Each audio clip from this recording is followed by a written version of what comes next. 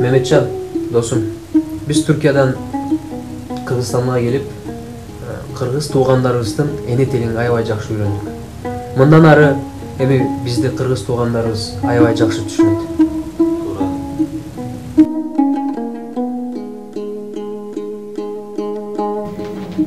Здравствуйте. Здравствуйте. А где находится библиотека Чингиза Айтматова? Кыздар, силер кыргызсыңарбы? Ну да, кыргызский. Кыздар, кыргыз болуп туруп, анан мындай орусча сүйлөсөңөр аябай уят. Келгиле мындан ары кыргызча сүйлөйлү.